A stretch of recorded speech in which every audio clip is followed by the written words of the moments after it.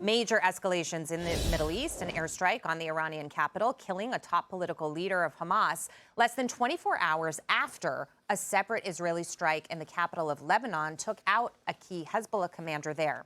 Iran is now vowing revenge on Israel for the killing of that Hamas leader, despite no immediate claims of responsibility. Israel declining to comment on the death. Joining us now is North Dakota Senator Kevin Cramer. Senator, it's great to have you on the program. Thank you for being here. As I see the attack on Iranian soil, I see that different than anything that we've seen before. I believe the Iranians when they say there will be revenge for this. In some ways, also, I look at the United States and how we have said we would stand with Israel, but it's really been a lukewarm kind of standing next to them. And so it makes me feel like Israel is all out on their own here, and that leaves a lot of potential for this tinderbox in the Middle East, to really implode. Well, there's no question about that because words matter, and the projection of weakness that's come from the Biden-Harris administration, the lukewarmness of their support, as you put it, and I would say that's almost a kind way to put it, invites the type of escalation that they now say they want to avoid.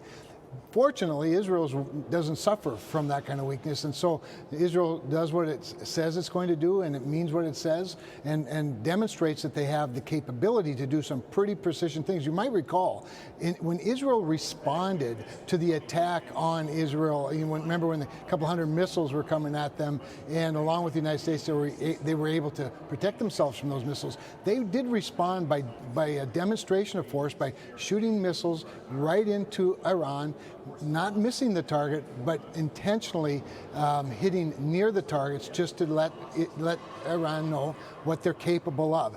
Iran should not have been surprised that Israel was going to respond to that attack on the playground and the soccer pitch with so many youngsters that killed a dozen of them in Israel. What does the prospect of a larger war mean for the price of oil? Oh, boy. Well, a wider war in the oil-producing region, it means a lot, obviously. But remember, one of the reasons that oil came down so much under the Trump administration was because they were drilling in the United States and made the world much less dependent on Iranian oil and Russian oil and whatnot. But then we took these 4 years off under the Biden administration where CapEx was not being invested the way that it was previously.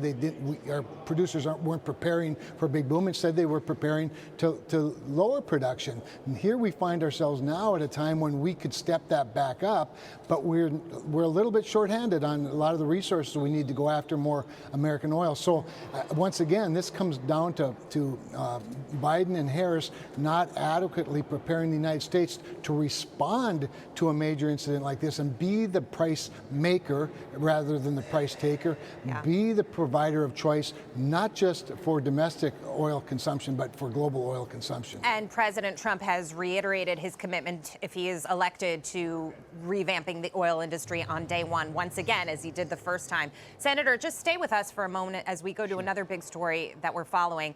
Vice President Harris, her fracking stance coming under fire, her allies claiming that there's going to be no ban if she's president, but that's not always what she has said. Fox Business's Hillary Vaughn joins us live from Capitol Hill with more. Hi, Hillary. Hi, Jackie. Well, Vice President Harris's presidential campaign insists that she will not ban fracking if she becomes president, but that's what she promised to do the last time she campaigned for the job, promising Americans in 2019, quote, "There's no question I'm in favor of banning fracking." But when she joined the ticket as Joe Biden's VP, she adopted his stance on the issue, moving to the center. Harris's campaign today, though, insists she has had a change of heart on the issue forever, saying, quote, she would not ban fracking. We caught up with some Democratic senators facing fierce re-election bids in battleground states like Ohio and Pennsylvania, where fracking is a key industry, and tried to ask them about Harris's old campaign promises. She very clearly, the first time she ran for president, said she wants to ban fracking. Now she's reversed it when she needs to win your state. She's the vice president in an administration that has contributed greatly to our development of new energy sources. Do you think that Harris is pretending to be someone that she is not? I do not. Why is that? If she said she wanted to ban fracking and now she says she won't ban fracking. We do a Senator? She has promised to ban fracking. Now she's saying she won't ban fracking. Is she pretending to be someone she is not? My focus is on my state and my work. I've endorsed Vice President Harris. I said I don't know what she said on fracking. I'm working in my state and all of the above energy policy. She said it on live television in 2019. Mr. Schumer has not been particularly. we gotta go. And Jackie, both Brown and Casey served with Harris during her time in the Senate, but it seems like her time in the White House has convinced them that if she did make it to the Oval Office, that she ultimately would not go back to her old beliefs on energy. Jackie? Way to chase them down. Hillary Vaughn, thank you so much. Let's bring back in North Dakota Senator Kevin Cramer. Senator, she's basically saying, I'm changing my mind. And she wants the American people to believe that, but it's difficult for them to believe that when she's really showed her true self. Wow, all I can say is kudos to Hillary for that incredible chase down, because the only thing more hypocritical than Kamala Harris saying she now doesn't want to ban fracking when she's made an entire point of it in unambiguous terms up to this point is that two Democratic senators up for re-election in gas-producing states couldn't even explain her position or their position or how they feel about her. And neither one of them was very compelling. So I would say this was a great line of questioning that will not work well for Kamala Harris or Sherrod Brown or Bob Casey. This is what happens when you start fiddling with your own convictions and trying to sort of massage them and lie.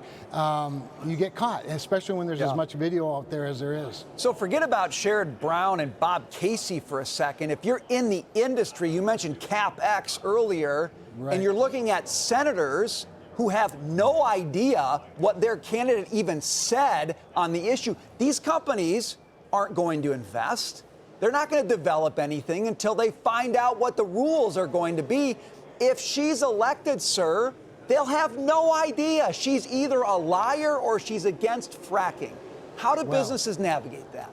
Yeah, they can't navigate that, Brian. One thing they'll have to do is wait for the election. If she wins, I guarantee you, she will re-clarify her opposition to fracking. What surprises me about Hillary's little chase there was that neither Bob nor Sherrod did what I think they should have done, that is defend her new position and say, we're grateful that she's had this conversion experience. We like conversion experiences. We like fracking in Pennsylvania and Ohio. That would help all three of them. Instead, they added to the confusion and the chaos, which means any future investment in energy policy probably goes either to another country that does it dirtier, or maybe the Permian or the Bakken get lucky.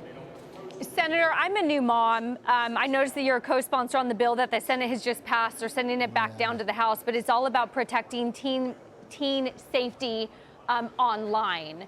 What tools do you like in that bill that gives parents like me help to protect our children?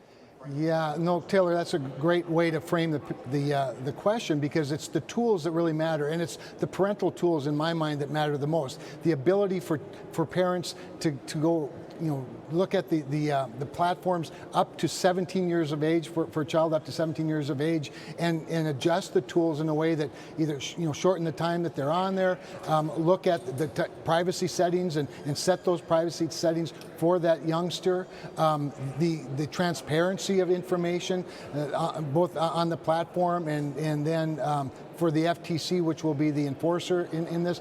There's a lot. We tried to do the right thing to protect young people without taking away parental rights. In fact, I think parental rights are the best way to protect young people, frankly, in these platforms. But it's also a lot of work, right? So you're probably not looking forward to the next 17 years of watching your child's, what they're doing online. But it's really, really important. And I think this strikes the right balance, protects privacy. I think also what we didn't do is allow parents to sue the platforms. I think it's really, that can be very counterproductive to investment, again, back to certainty, right, in an emerging and a very important industry. So I think it struck the right balance. In fact, I'm convinced of it, the fact that it's so bipartisan that even the opposition spans, Ron Wyden from Wyoming to, or from Oregon all the way to Rand Paul. And so you got widespread wide berth, if you will, of opposition, but overwhelming support. So I think it's there's the right balance. something there. Senator Kramer, we so appreciate your time today and your insight on a wide range of topics. Thank you.